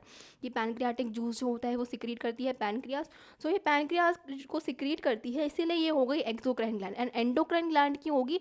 क्योंकि ये हार्मोन्स को भी सिक्रीट। तो पैनक्रियास क्या क्या सिक्रीट करेगी? ये इंसुलिन सिक्रीट करेगी एंड ग्लूकेगॉन सिक्रीट करेगी। अब इसमें क्या होता है? इंसुलिन जो होता है, ये हमने पढ़ा होगा कि इंसुलिन कौन सिक्रीट करता है? सबसे पहले तो पैनक्रियास सिक्रीट करता है। इंसुलिन क्या करता है? हमने देखा है कि हमारे ब्लड प्रेशर को क्या कहते हैं, रेगुलेट करने का काम करता है। यानी कि हमारा ब्लड प्रेशर हाई या लो होगा, ये कौन करता है? इंसुलिन करता है। सो इसमें दो चीज़ें हमने पढ़ी हैं। पैनक्रियास जो होता है ये ग्लूकेगॉन भी सिक्रीट करता है और इंसुलिन भी सिक्रीट करता है। अब इन दोनों का अलग अलग फंक्शन है। इंसुलिन क्या करता है? ये हमारे ब्लड प्रेशर को, यानी कि ब्लड शुगर लेवल को लो कर देता है। और ग्लूकेगॉन क्या करता है? ये ब्लड शुगर लेवल को इंक्रीज़ कर देता है। अब इसका क्या मतलब है? यानी कि हमारी बॉडी में जब भी शुगर ज़्यादा हो जाएगा तब कौन सा वाला हार्मोन रिलीज़ होगा? इंसुलिन रिलीज़ होगा, ताकि हमारा जो ब्लड शुगर लेवल है वो वापस नीचे आ जाए। एंड अगर हमारी बॉडी में जो ब्लड शुगर है वो कम है तो कौन सा रिलीज़ होगा? तो ग्लूकेगॉन रिलीज़ होगा, जिसकी वजह से हमारा ब्लड शुगर लेवल जो होगा वो इंक्रीज़ हो जाएगा। तो ये जो रेगुलेशन का काम होता है ये इंसुलिन और ग्लूकेगॉन दोनों करता है। एक जो होता है ये ब्लड शुगर को इंक्रीज़ कर देता है, एंड दूसरा जो होता है ये ब्लड शुगर को डिक्रीज़ कर देता है। सो ये इंक्रीज़ और डिक्रीज़ करके ये जो बैलेंस होता है ये मेंटेन रहता है। अब यही बैलेंस जब बिगड़ जाता है तो उसकी वजह से डायबिटीज़ हो जाता है। डायबिटीज़ हमने सुना होगा कि डायबिटिक पेशेंट्स होते हैं, उन लोगों को शुगर लेना अलाउड नहीं होता है। ऐसा क्यों होता है? डायबिटीज़ क्यों होता है? जब भी इंसुलिन की हमारी बॉडी में कमी हो जाती है देन उससे हो जाता है डायबिटीज़। एंड डायबिटीज़ में क्या होता है कि हमारा ब्लड जो होता है उसमें शुगर लेवल्स जो होते हैं वो इंक्रीज़ हो जाते हैं। इनफैक्ट यूरिन में भी कई बार शुगर पहुंच जाता है। यानी कि डायबिटीज़ जो होती है वो एक्चुअली बहुत खतरनाक होती है, इसलिए हमें शुगर जो होता है वो मेंटेन करके ही लेना चाहिए, जितनी हमारी बॉडी को नीड है उतनी। अब डायबिटीज़ जब भी होती है तो ये दो केसेस में हो सकती है। पहला हमने क्या देखा कि हमारे ब्लड में जो है वो शुगर लेवल इंक्रीज़ हो जाता है। तो ये दो तरीके से हो सकता है कि या तो हमारी बॉडी में इंसुलिन कम प्रेजेंट है, यानी कि इंसुलिन कम प्रेजेंट है इसलिए तो वो हमारे ब्लड शुगर लेवल को कम नहीं कर पा रहा है, या फिर हमारी बॉडी में ग्लूकेगॉन ज़्यादा प्रेजेंट है, यानी कि हमारे बॉडी में जो शुगर है वो ग्लूकेगॉन ज़्यादा इंक्रीज़ कर दे रहा है, इसीलिए हमें डायबिटीज़ हो गया है। सो इसमें दो केसेस आ जाते हैं, या तो इंसुलिन कम होगा या तो फिर ग्लूकेगॉन ज़्यादा होगा। हमें नेक्स्ट पढ़ना है एड्रेनल ग्लैंड के बारे में। एड्रेनल ग्लैंड क्या करती है? एड्रेनलिन हार्मोन को रिलीज़ करती है। अब हमें एड्रेनलिन का नाम तो सुना ही होगा, ये बहुत कॉमनली यूज टर्म्स भी है। हम कहते हैं कि एड्रेनलिन रश हो रहा है। ये क्यों होता है? जब भी हम कोई एक्साइटिंग चीज़ करते हैं तो हमारी बॉडी में एड्रेनलिन हार्मोन रिलीज होता है। एड्रेनल ग्लैंड जो होता है वो क्या क्या रेगुलेट करता है? हमारी बॉडी में जो ब्रीदिंग रेट होता है, जो हार्ट रेट होता है, ये सब चीज़ें कौन रेगुलेट करता है? ये एड्रेनल ग्लैंड करता है। एंड इसे हम हम ग्लैंड्स ऑफ इमरजेंसी भी बोलते हैं। क्यों? क्योंकि जब भी इमरजेंसी के केसेस होते हैं तो हमारी बॉडी में एड्रेनलिन ग्लैंड ही रिलीज होती है। जब भी हमने देखा होगा कि कोई भी जो है इमरजेंसी का केस आ जा रहा है तो उससे क्या होता है, हमारी हार्ट रेट जो होती है वो इंक्रीज हो जाती है, हमारा ब्रीदिंग रेट बढ़ जाता है, हमें स्वेटिंग होने लगती है। तो ये सब चीज़ें किसकी वजह से होती हैं? ये तब होते हैं जब हमारी बॉडी में एड्रेनलिन हार्मोन रिलीज होता है। एड्रेनल ग्लैंड जो होता है या फिर एड्रेनलिन जो होता है इसे हम ग्लैंड ऑफ इमरजेंसी भी कहते हैं। एंड ये इमरजेंसी के केसेस में रिलीज होता है। एंड एड्रेनल ग्लैंड कहाँ प्रेजेंट होती है? ये जो येलो कलर के स्ट्रक्चर दिख रहे हैं यहाँ पे प्रेजेंट होती है। कि क्या क्या चीज़ों में हेल्प करती है ये भी देख लिया। अब नेक्स्ट हमें देखना है टेस्टिस। हम ऊपर से नीचे आ रहे थे, जैसे हमने इस डायग्राम में ऊपर से नीचे तक हमने सब देख लिया। जैसे हमने हाइपोथैलेमस देख लिया, पिट्यूटरी देख लिया है, थायराइड देख लिया है, पैराथायराइड, थाइमस ये सब देख लिया है, पैनक्रियाज और एड्रेनल ग्लैंड भी देख लिया है। अब लास्ट जो ग्लैंड आती है वो होती है टेस्टिस। अब मेल में जो होती है टेस्टिस प्रेजेंट होगी, फीमेल्स में जो होगी ओवरी प्रेजेंट होगी। तो सबसे पहले टेस्टिस देख लेते हैं। फिलहाल इस चैप्टर में इसके बारे में ज़्यादा नहीं दे रखा है, ये रिप्रोडक्शन चैप्टर में डिटेल में पढ़ना है। यहाँ पे बस इतना दे रखा है कि ये हार्मोन जो होता है क्या, टेस्टिस जो होती है क्या रिलीज करती है, मेल सेक्स हार्मोन को रिलीज करती है जो कि क्या होता है, टेस्टोस्टेरोन होता है। तो टेस्टिस क्या रिलीज करेगा, टेस्टोस्टेरोन को रिलीज करेगा। एंड टेस्टोस्टेरोन क्या काम करता है, जो भी मेल फीचर्स होते हैं, फॉर एग्जांपल बियर्ड हो गई, मिस्टैच हो गई, हेयर की ग्रोथ हो गई, मसल्स की ग्रोथ हो गई, ये सब जो ग्रोथ होती है ये टेस्टोस्टेरोन का ही काम होता है। तो जो भी मेल लाइक फीचर्स होंगे ये टेस्टोस्टेरोन से ही जनरेट होते हैं। ऐसे ही अगर फीमेल की बात करते हैं तो फीमेल में क्या प्रेजेंट होता है, ओवरीज प्रेजेंट होते हैं। ये ओवरीज जो होती हैं ये फीमेल सेक्स हार्मोन्स को रिलीज करती हैं जो कि क्या होता है, प्रोजेस्टेरॉन होता है। अब प्रोजेस्टेरॉन क्या करेगा, जैसे टेस्टोस्टेरॉन जो होता है वो सारे मेल फीचर्स को जनरेट करता है, वैसे ही जो भी फेमिनिन फीचर्स होंगे, फॉर एग्जांपल स्किन जो होती है females in comparison to male जो होती है वो सॉफ्ट होती है, वॉइस इतनी भारी नहीं होती है फीमेल्स की इन कंपैरिजन टू मेल। सो ये सब जो चीज़ें होती हैं, मेमोरी ग्लैंड्स हो गई, वॉइस हो गई, ये सब कौन कंट्रोल करता है, ये प्रोजेस्टेरॉन कंट्रोल करता है। इसके बाद लास्ट में एक टेबल दे रखी है, इस टेबल को अगर हम देख लेंगे तो हमें सारी ग्लैंड्स जो हैं वो याद हो जाएंगी। ग्रोथ हार्मोन कौन कौन सी रिलीज करती है, एक हो गई पिट्यूटरी और एक हो गई थायराइड। पिट्यूटरी जो होगी ये ग्रोथ को करेगी स्टिम्युलेट, थायराइड जो होगी ये मेटाबॉलिज्म को रेगुलेट, ये ब्लड शुगर लेवल को रेगुलेट करता है। इसके बाद टेस्टोस्टेरोन हो गया, और ये टेस्टिस होता है, ये इसका काम क्या होता है, टेस्टोस्टेरोन रिलीज करता है एंड और भी फंक्शंस को परफॉर्म करता है। इसके बाद नेक्स्ट जो हो गई हार्मोन प्रोजेस्टेरॉन होता है जो कि ओवरीज रिलीज करती हैं। सो ओवरीज जो होंगी इसमें कौन सा हार्मोन प्रेजेंट होता है, प्रोजेस्टेरॉन प्रेजेंट होता है एंड इसमें regulation of menstrual cycle and जो भी फेमिनिन फीचर्स होंगे ये ओवरीज का काम होता है। इसके बाद नेक्स्ट कौन सा हार्मोन हो गया, एड्रेनलिन हो गया, ये एड्रेनल ग्लैंड में होता है। इसका फंक्शन क्या होता है, हमारा बेसिकली हार्ट रेट इंक्रीज हो जाएगा या फिर ब्रीथिंग रेट इंक्रीज हो जाएगा एंड इसे क्या बोलते हैं, इमरजेंसी ग्लैंड भी कहते हैं। इसके बाद लास्ट लिखा है रिलीजिंग हार्मोन्स जो कि पिट्यूटरी ग्लैंड को स्टिमुलेट करता है हार्मोन्स रिलीज करने के लिए। तो अगर इस टेबल को याद कर लेंगे तो हमें सारे हार्मोन्स एंड उसके फंक्शंस याद हो जाएंगे। ये टेबल एनसीईआरटी में गिवन है। हमने जो है ह्यूमंस के बारे में सब कुछ पढ़ लिया कि ह्यूमंस में ब्रेन क्या क्या फंक्शन परफॉर्म करता है, स्पाइनल कॉर्ड क्या क्या फंक्शन परफॉर्म करता है, सीएनएस देख लिया, पीएनएस देख लिया। इसके बाद हमें ग्लैंड्स देखने थे, कौन कौन से ग्लैंड्स प्रेजेंट होते हैं। अब इस चैप्टर का नेक्स्ट पार्ट जो होता है वो है प्लांट्स। अब जैसे ह्यूमंस में ब्रेन प्रेजेंट था इन सब चीज़ों को परफॉर्म करने के लिए, रेगुलेट करने के लिए, जैसे प्लांट्स के पास तो ब्रेन होता नहीं है। सो प्लांट्स ये सब चीज़ें कैसे परफॉर्म करते हैं, उन्हें कैसे पता कि सनलाइट यहाँ से आ रही है तो मैं सनलाइट को एक्वायर करूँ, इससे फोटोसिंथेसिस का प्रोसेस करूँ या फिर वाटर को एक्वायर करूँ, ये सब फंक्शंस परफॉर्म होते कैसे, ये सब पढ़ने के लिए हमें कोऑर्डिनेशन इन प्लांट्स को पढ़ना पड़ेगा। सबसे पहले तो हमें देखना है कि प्लांट्स में जो होती है मूवमेंट जो होती है वो दो टाइप की होती है। एक मूवमेंट होती है जो कि डिपेंडेंट ऑन ग्रोथ होती है एंड दूसरी मूवमेंट होती है इंडिपेंडेंट ऑफ। एनसीईआरटी में डिपेंडेंट ऑन ग्रोथ में डायरेक्शनल मूवमेंट दे रखा है जिसे हम बोलते हैं ट्रॉपिक मूवमेंट। सो अगर हम प्लांट्स की मूवमेंट की बात करते हैं तो एक होती है ट्रॉपिक मूवमेंट एंड एक होती है नेस्टिक मूवमेंट।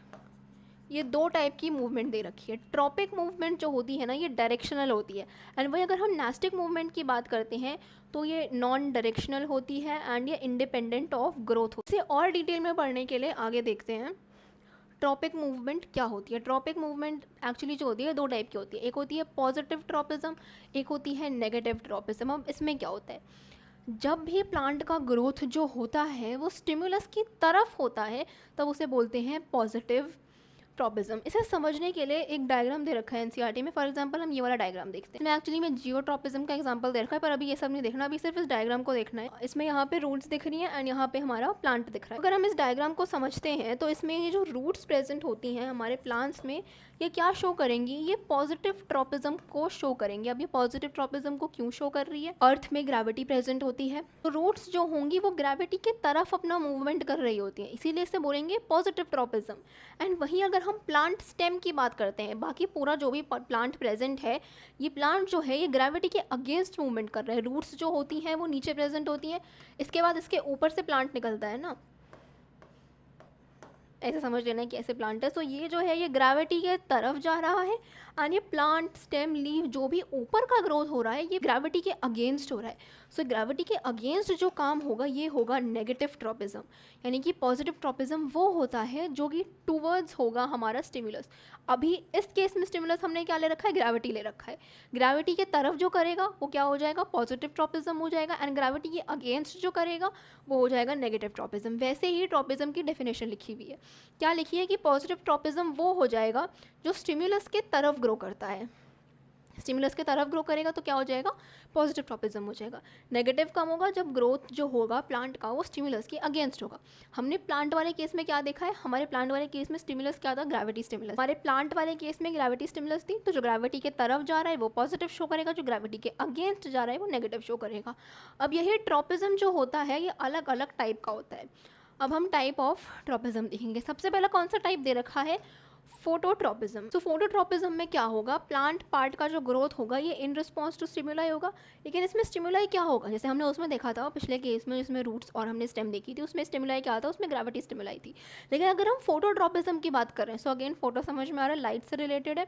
सो फोटोट्रॉपिज्म क्या करेगा, सनलाइट के तरफ हमारे प्लांट जो है वो ग्रोथ करेगा, इसको बोलेंगे फोटोट्रॉपिज्म। जैसे इस डायग्राम में दे रखा है कि इस तरफ से सनलाइट आ रही है, तो जो हमारा प्लांट है वो सनलाइट की तरफ ही झुक गया है,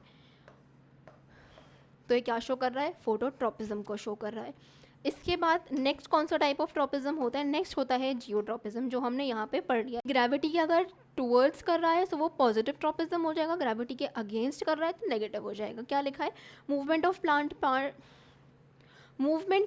part in response to gravity is called geotropism. Geotropism क्या हो जाएगा, ग्रेविटी के रिस्पॉन्स में जब भी प्लांट पार्ट जो है वो ग्रो करेगा तो उसको क्या बोलेंगे, जियोट्रॉपिज्म बोलेंगे। और ये जियोट्रॉपिज्म जो होता है ये दो टाइप का होता है, एक होता है पॉजिटिव जियोट्रॉपिज्म, एक होता है नेगेटिव जियोट्रॉपिज्म। अब इसे समझने के लिए क्या एग्जांपल ले रखा है, प्लांट ले रखा है कि रूट्स जो होंगी ये हमारी पॉजिटिव जियोट्रॉपिज्म को शो करेंगी बिकॉज ये इन डायरेक्शन ऑफ ग्रेविटी होती हैं, एंड प्लांट का जो स्टेम एंड बाकी पार्ट्स होंगे ये नेगेटिव जियोट्रॉपिज्म को शो करेंगे बिकॉज ये अगेंस्ट ग्रेविटी होती है। इसके बाद नेक्स्ट हमें पढ़ना है कीमोट्रॉपिज्म। कीमोट्रॉपिज्म क्या करता है, movement of plant part in response to chemical stimuli. अब हमें कीमो समझ में आ रहा है नाम से, यानी कि इसमें केमिकल जो होगा वो हमारा स्टिमुलाई होगा, सो केमिकल के टूवर्ड्स ग्रोथ होगी। अब इसमें एग्जांपल दे रखा है एक्चुअली में पोलन ट्यूब का। पोलन ट्यूब का केस में क्या होता है, इस केस में क्या हो रहा होता है कि पोलन ट्यूब की जो ग्रोथ होती है वो किसके टूवर्ड होती है, वो ओव्यूल की तरफ होती है। क्यों होती है, क्योंकि ओव्यूल जो होता है वो सर्टेन केमिकल्स को रिलीज कर रहा है, जिसकी वजह से पोलन ट्यूब की जो ग्रोथ होगी वो उसकी तरफ होगी। सो इस टाइप ऑफ ट्रॉपिज्म को क्या बोलेंगे, कीमोट्रॉपिज्म। वो टाइप ऑफ ट्रॉपिज्म जिसमें स्टिमुलाई क्या होगा, केमिकल होगा। नेक्स्ट हमें पढ़ना है हाइड्रोट्रॉपिज्म। हाइड्रो हमें नाम से ही समझ में आ रहा है कि इसमें स्टिमुलस क्या होगा, इसमें स्टिमुलस होगा वाटर। इसमें अगर हम एग्जांपल से समझते हैं, रूट्स जो होती हैं वो एक्चुअली में फैलती किस तरीके से, रूट्स को कैसे पता है कि हमें किस डायरेक्शन में फैलना है, तो रूट्स जो होती हैं वो उस तरफ डिवाइड होती हैं, फिर उस तरफ फैलती हैं जिस भी तरफ वाटर प्रेजेंट होता है। सो ये क्या हो जाएगा, ये हाइड्रोट्रॉपिज्म का एग्जाम्पल हो जाएगा। Movement of plant part in response to water is called hydrotropism. इसमें प्लांट्स की जो रूट्स होती हैं ये उसी तरफ फैलती हैं जिस तरफ वाटर प्रेजेंट होता है, तो ये हो जाएगा हाइड्रोट्रॉपिज्म, जिसमें स्टिमुलाई क्या होता है, वाटर होता है। इसके बाद लास्ट हमें पढ़ना है थिग्मोट्रॉपिज्म। इसमें क्या होता है स्टिमुलस, इसमें स्टिमुलस जो होता है ना वो टच होता है। अब इसे समझने के लिए कैसे करना है कि प्लांट की जो ग्रोथ होगी वो टच के टूवर्ड्स होगी। फॉर एग्जांपल अगर घर में मनी प्लांट लगा रखा हुआ तो हम देखते हैं कि मनी प्लांट जो होता है ना वो एक्चुअली में एक डंडा बांध देते हैं मनी प्लांट की ग्रोथ के लिए, एंड जो मनी प्लांट होता है वो उसके चारों तरफ जो है रैप होकर के ऊपर जाने लगता है। अब मनी प्लांट जो है वो उस डंडे के चारों तरफ रैप होकर के क्यों आगे बढ़ने लगता है, इसमें कौन सा टाइप ऑफ ट्रॉपिज्म शो हो रहा है, थिग्मोट्रॉपिज्म। क्यों, क्योंकि वो जो प्लांट होगा उसकी जो स्टेम होगी ना एक बार अगर वो उस डंडे को पकड़ लेती है देन वो उसी के टूवर्ड्स जो है अपनी ग्रोथ करती जाएगी। इसमें स्टिमुलस क्या है? टच। यानी कि वो स्टेम जैसे ही उस डंडे को टच करती है वो उसी के सहारे आगे बढ़ने लगती है। इसीलिए अगर हमने मनी प्लांट को देखा होगा तो उसमें क्या होता है कि मनी प्लांट पूरी तरीके से रैप होकर के, कोई भी अगर हमने उसे सहारा दे दिया है, सहारा नहीं भी दिया है तो भी वो किसी भी चीज़ को टच करेगा एंड फिर उसी टच के सहारे वो पूरी अपनी ग्रोथ कर लेगा उसके अराउंड रैप होकर के। तो उसमें कौन सा टाइप ऑफ ट्रॉपिज्म शो होता है? थिग्मोट्रॉपिज्म शो होता है। इसके एग्जाम्पल में क्या लिखा है? Money plant. नेक्स्ट हमें पढ़ना है थिग्मोनास्टी। अब थिग्मोनास्टी क्या होता है? It is non directional movement in response to. अब मनी प्लांट वाले केस में क्या हो रहा था कि प्लांट की जो है ग्रोथ हो रही थी, प्लांट छोटे से बड़ा हो रहा था, उसमें प्लांट की ग्रोथ हो रही थी। लेकिन अगर हम थिग्मोनास्टी की बात करते हैं तो उसमें ग्रोथ नहीं हो रही होती है, बस उसमें टच की वजह से प्लांट में एक मूवमेंट हमें दिख जाएगी। ये नॉन डायरेक्शनल मूवमेंट होती है। इसमें नॉन डायरेक्शनल से क्या बताना चाह रहे हैं कि उसमें ग्रोथ नहीं हो रही है। जैसे हमने मनी प्लांट में देखा कि वो किसी भी चीज़ के सहारे आगे बढ़ने लगता है, अपनी ग्रोथ करने लगता है, वो प्लांट बड़ा होने लगता है। वैसे अगर हम थिग्मोनास्टी की बात करते हैं तो उसमें ग्रोथ नहीं हो रही होती है। इसमें बस हमने टच किया है, वो टच हमारा क्या है? स्टिमुलस हो गया है एंड उस स्टिमुलस के चलते एक मूवमेंट हो गई है प्लांट में। इस मूवमेंट को समझने के लिए क्या दे रखा है एनसीईआरटी में? Example, touch me not plant, जिसे लोकल लैंग्वेज में हम छुई मुई बोलते हैं। अगर इस प्लांट को हमने देखा होगा तो इसमें क्या होता है, अगर हम इसकी लीव्स जो होती है, जैसे फर्स्ट केस में क्या है, इसकी लीव्स ओपन हो रखी हैं, लेकिन जैसे ही कोई भी इस प्लांट को टच करता है, ह्यूमंस टच करें या फिर मक्खी टच करे, कोई भी चीज़ टच करे, तो ये क्या करता है? ये अपने लीव्स को क्लोज कर लेता है। इसे बोलते हैं टच मी नॉट प्लांट। यानी क्या शो करता है? थिग्मोनास्टी शो करता है। यानी कि मेरा यानी कि इसमें भी स्टिमुलस जो था वो टच ही था। टच की वजह से एक मूवमेंट तो हुई है लेकिन वो मूवमेंट ग्रोथ रिलेटेड नहीं है, तो इसी को हम बोल देंगे थिग्मोनास्टी। इसमें क्या समझ में आ रहा है? थिग्मो हमने देख लिया कि वो टच से रिलेटेड होता है एंड नास्टी हमने क्या दो टाइप्स ऑफ देखे थे, एक था ट्रॉपिक मूवमेंट एंड एक था नास्टिक मूवमेंट। तो थिग्मोनास्टी क्या हो जाएगा? It is a type of nastic movement. Nastic movement क्यों? क्योंकि उसमें ग्रोथ नहीं हो रही होती है प्लांट। के बाद नेक्स्ट हमें देखना है photonasty. Non directional movement of plant part in response to light is known as photonasty. अब अगेन इसमें नास्टी में क्या समझ में आ रहा है? ये भी क्या है? एक नास्टिक मूवमेंट है, यानी कि इसमें भी कोई ग्रोथ वगैरह नहीं हो रही है। It is a non directional movement and इसमें भी ग्रोथ नहीं होगी, लेकिन इसमें भी एक स्टिमुलस होगा एंड उस स्टिमुलस के चलते उस प्लांट में एक मूवमेंट होगी। अब हमने देखा होगा कि कुछ प्लांट्स होते हैं या फिर कुछ फ्लावर्स जो होते हैं वो जैसे सूरज उगता है वैसे उसके पेटल्स जो हैं वो खिल जाते हैं एंड जैसे ही सूरज ढलने लगता है वो प्लांट्स के पेटल्स जो होते हैं वो बंद होने लगते हैं। इसमें क्या शो हो रहा है? इसमें फोटोनास्टी शो हो रहा है। फोटोनास्टिस का क्या मतलब है कि इसमें स्टिमुलस क्या है? सनलाइट है। जब तक सनलाइट उन प्लांट्स पे पड़ेगी तब तक वो पेटल्स जो होंगे वो ओपन रहेंगे, लेकिन जैसे ही सनलाइट पड़नी बंद हो जाएगी वो पेटल्स जो होंगे वो क्लोज हो जाएंगे। ऐसे बहुत फ्लावर्स होते हैं जो कि सन पे डिपेंडेंट होते हैं। अगर सन रहेगा तो उनके पेटल्स ओपन रहेंगे। उसमें क्या शो होता है? इसमें फोटोनास्टी शो। अब हमें देखना है प्लांट हॉर्मोन्स के बारे में। प्लांट हॉर्मोन्स जो होते हैं ये दो टाइप के हो गए, एक होता है ग्रोथ प्रमोटर, एक हो गया ग्रोथ इनहिबिटर। ग्रोथ प्रमोटर कौन से हो गए? वो प्लांट हॉर्मोन्स जो कि ग्रोथ को बढ़ाते हैं। कौन कौन से हो गए? ऑक्सिन हो गया, साइटोकाइनिन हो गया एंड गिबरेलिन हो गया। इसके बाद ग्रोथ इनहिबिटर कौन से हो गए? एब्सिसिक एसिड जो हो गया, ये एक्चुअली में एक ग्रोथ इनहिबिटिंग हार्मोन होता है। अब प्लांट हॉर्मोन्स को समझना शुरू करते हैं। इसे समझने के लिए ना अगर हम एक ही डायग्राम देख लेंगे तो समझना एकदम आसान हो जाएगा। इसमें अलग अलग हार्मोन दे रखे हैं यानी क्या क्या काम करते हैं ये दे रखा है। जैसे कि सबसे पहले दे रखा है गिबरेलिन। ये जर्मिनेशन का काम करता है, ग्रोथ ऑफ मेच्योरिटी का काम करता है, फ्लावरिंग का काम भी करता है, फ्रूट डेवलपमेंट का काम भी करता है, लेकिन ये एब्सेशन का काम नहीं करता। तो गिबरेलिन जो होगा ये एब्सेशन का काम भी नहीं करेगा। एब्सेशन का मतलब क्या होता है? प्लांट्स जो होते हैं उसमें से फ्रूट जो होते हैं वो जब पूरी तरीके से पक जाते हैं तो वो गिरने लगते हैं जो फ्रूट्स होते हैं। सो ये एब्सेशन का काम जो होता है, गिबरेलिन हार्मोन जो होता है वो यूज़ नहीं होता है। इसके बाद सीड डोरमेंसी भी जो होती है उसमें भी ये हार्मोन यूज़ नहीं होता। सीड डोरमेंसी क्या होती है? ये वो कंडीशन होती है जिसमें अगर सीड को हमने फेवरेबल कंडीशन दे भी दी है तब भी वो सीड जो है वो जर्मिनेट नहीं कर पाएगा, तो ये सीड डोरमेंसी में भी रिलेटेड नहीं होती है। इसके बाद अगर हम ऑक्सिन को देखते हैं तो ऑक्सिन जर्मिनेशन में कोई हेल्प नहीं करता है, ग्रोथ ऑफ मेच्योरिटी में करता है, फ्लावरिंग में करता है, फ्रूट डेवलपमेंट में भी करता है, लेकिन अगेन इसमें एब्सेशन का कोई काम नहीं होता है एंड सीड डोरमेंसी में भी यूज़ नहीं होता है। इसके बाद नेक्स्ट कौन सा दे रखा है? साइटोकाइनिन दे रखा है। साइटोकाइनिन जर्मिनेशन में कोई काम नहीं करता है, ग्रोथ टू मेच्योरिटी भी करता है, फ्लावरिंग भी करता है, फ्रूट डेवलपमेंट भी करता है। अगेन ये भी एब्सेशन और सीड डोरमेंसी में कोई भी रोल प्ले नहीं करता है। इसके बाद नेक्स्ट कौन सा आ गया? नेक्स्ट हमें एब्सिसिक एसिड पढ़ना है। ये जर्मिनेशन में कोई काम नहीं करता है, ग्रोथ टू मेच्योरिटी में भी कोई काम नहीं करता, फ्लावरिंग में भी काम नहीं करता, फ्रूट डेवलपमेंट में भी नहीं करता। ये सिर्फ एब्सेशन और सीड डोरमेंसी में काम करता है।